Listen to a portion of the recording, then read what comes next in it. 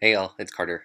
It has been quite some time since my last video, and I wanted to finally get back around to doing videos and do an update for y'all. It's June 15th, 2013, so it's been about a year and a half since my last video, which means that I'm now 3 years and 9 months on T, and just over 3 years post-op.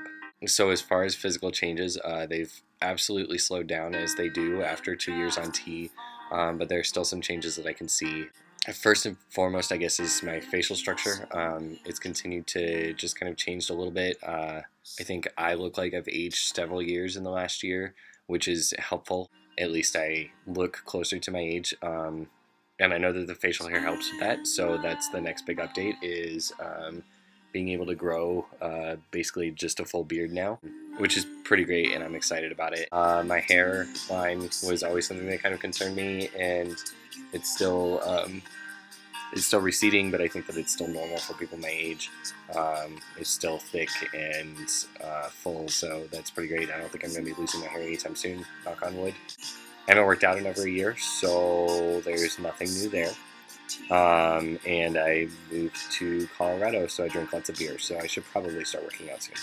As far as my prescription is concerned, I am off the estrogen blocker that I was on for 3 years, and I am fully able to manage my own prescription now, which is kind of cool. So I've switched to doing it every week and a half. Quite frankly, I'm just a lazy person, and I never did it every week, which was really kind of messing with my system and wasn't good or healthy. So when I talked to her about it, she asked what the normal amount of time is that I would generally go and then remember to do my shot. And I said about 10 days. So what I do is I do 1.5 times my prescription every 10 days, and it's working out great so far. As far as post-op, I will show you guys my chest, and yeah, then I'll talk about it. So this is my chest after 3 years. Looks pretty great still, kind of always looked great. The scars are still super light. Obviously, they wouldn't really get darker, but they're light, they're great. The hair helps kind of just like pull attention away from it, so that's awesome. I have feeling back in my entire chest. It's still like, I think it will always feel a little funny right on the scar line, but I can actually like touch my chest fully and feels great. So yeah, like I said, and I've said in past videos, I couldn't have asked for a better surgeon or a better experience, and I kind of love that showing my chest doesn't mean disclosing my identity. Yeah, so that's my physical updates. The other thing that I wanted to talk about was kind of a continuation of the video that I was making right before I applied to grad school, which was about coming out in my application and then intending to live stealth in grad school, which was kind of short-sighted on my part because I didn't realize how many people would read my personal statement, which accounted for, quite honestly, a lot of outing experiences in my first couple months. I've dealt with that. I'm not angry about it. I think when I wrote my personal statement, I misled people to believe that I was fully out and that I disclosed everything about my identity, and then I perpetuated that by talking about it in my interviews, not realizing that that would lead people to believe that I disclosed my identity regularly. So that was a learning experience for me, not only in learning to trust people with my story, but also in learning how I talk about my story and how I either build walls up or don't. So I pretty much spent the year trying to live stealth. I also wanted to live stealth but be able to tell the people that I'm close to, because I think that that allows me to have closer relationships with them if they can understand who I am and where I come from. One of the first people that I told her within 3 weeks of meeting her. It just felt right, and told her, and she's been one of my closest friends ever since. And then the opposite has been true as well. There are people that I haven't trusted with my story, and I felt like I can't get close to them because they just don't get me fully.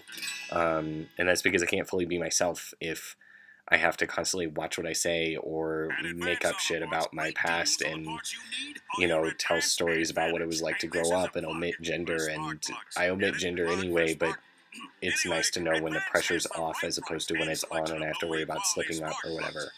So I think what I've decided is that next year I'm going to try to be out. I think since I spent the year living stealth and I've got one more year in this safe place, it's time for me to try to see what it would be like to be out and figure out if I'm afraid of shadows or if I'm afraid of something real and if I really don't like it. So I'm going to try. I think one of the conversations that I've struggled with this year is this idea of what it means to be an ally for trans people. I think that it's a mixed bag between people who think that, you know, it's a good idea to be an ally and to talk about them because it's an invisible minority by and large, or it's a silenced experience and it's not safe in all settings for people to talk about their identity. And for a lot of people to talk about their identity defeats the purpose of transitioning. So the goal would be to not ever have to talk about it, but then you still need allies to be able to have those conversations so that you don't have to out yourself and say, hey, this is an issue for trans people. And then on the flip side, there are people who think that you shouldn't be able to talk about other people because it's not your story, it's not your journey, and you don't know. You don't know what it's like. You can't sit there and say this is what trans people experience when you've never experienced it yourself. And I think I generally am a proponent of you can speak about trans people. You cannot speak for them. You cannot tell their story. You don't know. But you can start the conversation and the discussion, and you can be there and you can say this is an issue for people. Let's talk about it. And that's generally the sense that I take, is that there is a middle ground that exists, and it's a fine line and you can walk it. And then I think at the same time I've been very frustrated with myself that I live somewhere in the middle there as well as a trans person of I don't want to out myself, but I want to be a good ally. But every time I speak up, I feel like I'm running the risk of outing myself, and so I want other people to speak for me. But then when they do, I get frustrated because they don't actually know what it's like. So I think that that's the other piece of it, is that I really want to work out this idea of what being an ally to trans people means, and what I expect from people, and what I expect for myself for being an ally to others. And that's going to start with me kind of taking the leap and being out and being able to be a voice for myself, so I can figure out what that's like, rather than sitting there in all the what ifs in the gray area. So I will hopefully, if I can get back on this, be posting about that over the year. And yeah, I hope that y'all will keep up, subscribe, or start watching again now that I'm back. If you have any thoughts on the matter, feel free to comment or shoot me a message. I think I want to do some research about this sometime in the future, so I'd love to get insight from other people who have had experiences that are similar to this or completely different than this. So yeah, thanks for watching. Have a good night.